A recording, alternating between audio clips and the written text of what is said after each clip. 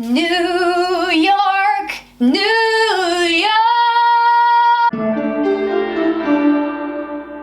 Nous sommes en 1899 et Theodore Roosevelt est gouverneur de New York. Mais attends, Roosevelt il est pas né en 1882? C'est pas pertinent. Mais notre focus est dans les rues de Manhattan où vivent quelques orphelins qui gagnent leur vie. Enfin, quand je dis gagnent leur vie, je pense pas vraiment j'ai bien travaillé, je vais pouvoir m'acheter une nouvelle voiture. Mais plutôt j'ai bien travaillé, alors je vais pouvoir manger. Bref, comme je le disais, ils gagnent leur vie en vendant des journaux. Oui, mesdames et messieurs, les personnages qui sont comme ça dans les films d'époque. Breaking news! Ça s'appelle les Newsies. You're welcome. Ces Newsies de Manhattan ont un chef qui s'appelle Jack Kelly et il est un peu le leader, celui qui prend sous son aile les plus faibles ou les plus jeunes. Mais, car il faut un mais, Joseph Pulitzer, qui est le patron du World, un des journaux les plus populaires, les plus lus et les plus influents de New York, décide d'augmenter le prix de ses journaux à l'unité. Ce qui a un impact immédiat et pas très cool sur les Newsies.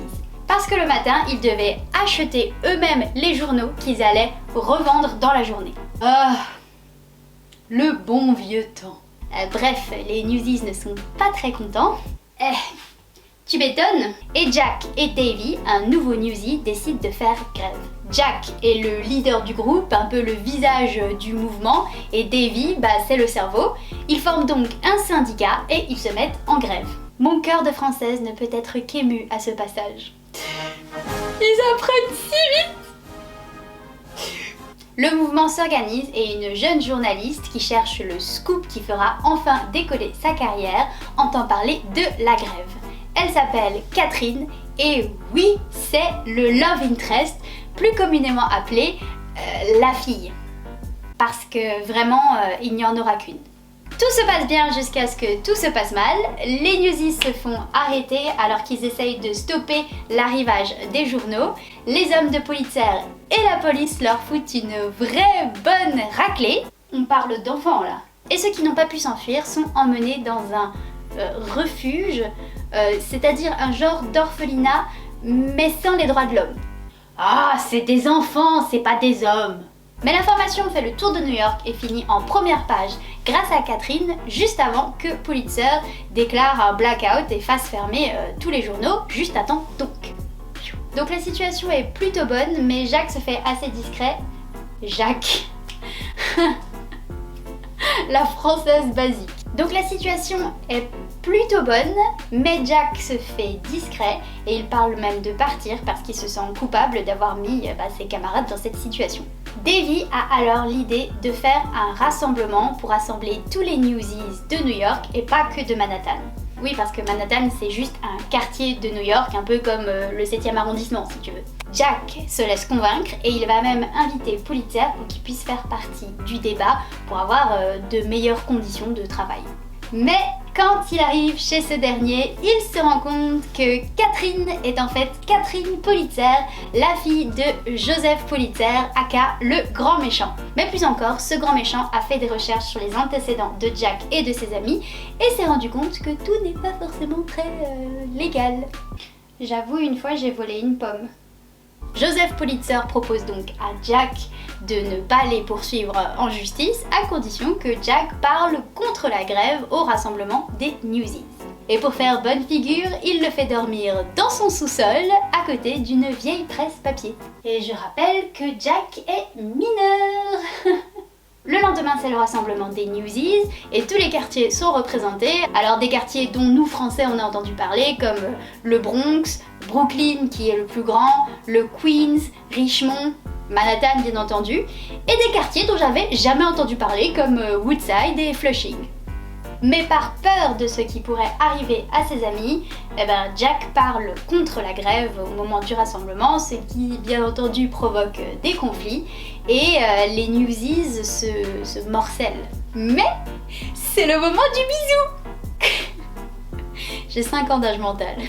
Catherine retrouve Jack, elle l'embrasse, il se rend compte qu'elle a de bonnes intentions, elle se rend compte qu'il a de bonnes intentions, elle lui propose un plan. Oui, dans cet ordre. les hormones à cet âge. Catherine propose la croisade des enfants. Ça sonne quand même vachement mieux en anglais, hein. Que tous les enfants qui travaillent à New York s'arrêtent de travailler pendant une journée et se rassemblent. Et comme on est à une époque où vraiment le droit des enfants c'est une grosse blague, ça fait beaucoup de monde. Et quand je dis enfants, c'est-à-dire toutes les personnes en dessous de 21 ans qui est la majorité aux États-Unis.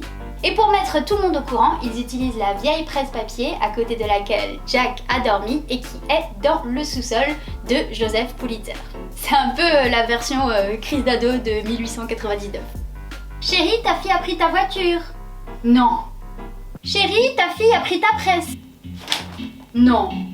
Forcément, tout le monde s'en prend à Pulitzer le jour J parce que New York est fermé, il n'y a plus rien qui fonctionne. Le maire et le gouverneur Roosevelt eux-mêmes, amenés par Catherine, débarquent chez Pulitzer et essayent de lui forcer la main pour que tout redevienne à la normale. Mais Jack a une idée.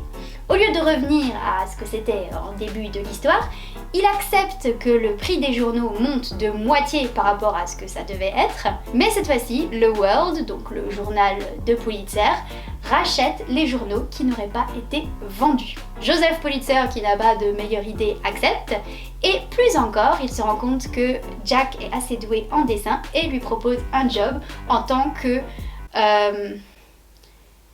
caricaturiste. Pas sûr que ça se dise. Bref, tout se finit bien, Jack et Catherine sont officiellement en couple et les enfants peuvent tous retourner travailler.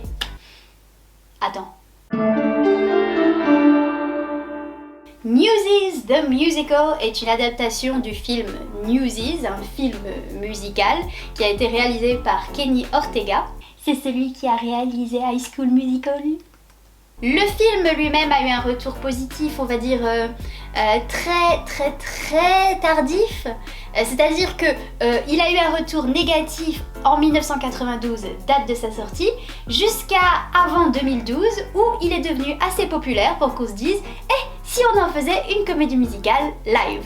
D'ailleurs, cette comédie musicale live qui est donc passée à Broadway a remporté 2 Tony Awards, le premier pour meilleure musique originale et le deuxième pour meilleure chorégraphie, ce qui à mon sens n'est clairement pas volé. Certaines têtes que vous connaissez peut-être déjà ont été impliquées dans la production, avec par exemple Alan Menken qui a composé les musiques, Alan Menken qui est aussi connu pour avoir fait Aladdin, La Petite Sirène ou Le Bossu de Notre-Dame. Dans le rôle de Jack pour la comédie musicale live, nous avons Jeremy Jordan que vous avez pu voir dans Supergirl et qui a aussi joué dans Waitress.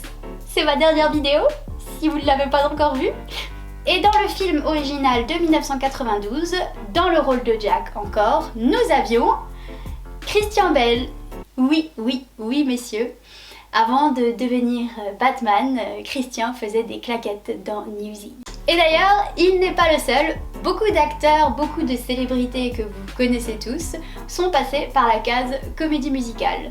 D'ailleurs, si ça t'intéresse, je t'ai fait un joli petit article, une jolie petite liste dont tu me diras des nouvelles que tu peux retrouver en description. You're welcome. J'ai trop aimé Newsies. Je veux dire, les décors, la mise en scène, l'histoire, j'ai trouvé ça vraiment excellent. Mais j'aimerais revenir sur les acteurs en particulier. Alors d'abord, on a les personnages qui sont bien identifiés, on va dire, comme Jack, Catherine ou Davy. Ces gens-là, c'est ceux qui vont porter, on va dire, l'histoire, c'est ceux qui vont le plus parler, c'est ceux qui vont faire le plus de jeux et qui vont le plus chanter du coup. Et alors déjà, pour ces acteurs, on a vraiment un niveau super, des voix franchement top, un jeu d'acting qui te... Mais j'aimerais vraiment m'arrêter sur les personnages moins identifiés qui vont porter tout le côté danse en fait. Et là, vraiment, on a un niveau les gars, un level de ouf. Voilà quoi, c'est un régal à regarder. Après, je dois dire qu'il y a un tout petit détail qui me chiffonne, on va pas se mentir, ça me chiffonne. Le manque de diversité. Alors, je vais pas rentrer dans le débat de oui, mais à l'époque, il n'y avait pas beaucoup de diversité, blablabla. Je rentrerai pas dans ce débat pour la simple et bonne raison que il y a Theodore Roosevelt qui est un personnage dans cette histoire, alors que si on regarde les dates, ça n'aurait pas été possible que Theodore Roosevelt soit gouverneur de l'État de New York à ce moment-là. Donc, si on en est à faire des exceptions sur l'historicité de l'histoire, je pense qu'on peut bien se permettre un peu plus de diversité. Merci beaucoup d'avoir regardé cette vidéo. Si tu l'as aimée, n'hésite pas à l'aimer. Et si tu l'as aimé, encore une fois, ou si tu ne l'as pas aimé d'ailleurs, n'hésite pas à me dire un peu plus ton retour dans les commentaires. Et si jamais tu te dis oh là là, je vais devoir attendre jusqu'au mois prochain pour retrouver une vidéo avec ce format, tout ça, j'ai une bonne nouvelle pour toi. La prochaine vidéo sortira une semaine plus tôt sur mon blog, donc tu pourras aller la voir sur mon blog, gratuitement, bien entendu, cela va sans dire.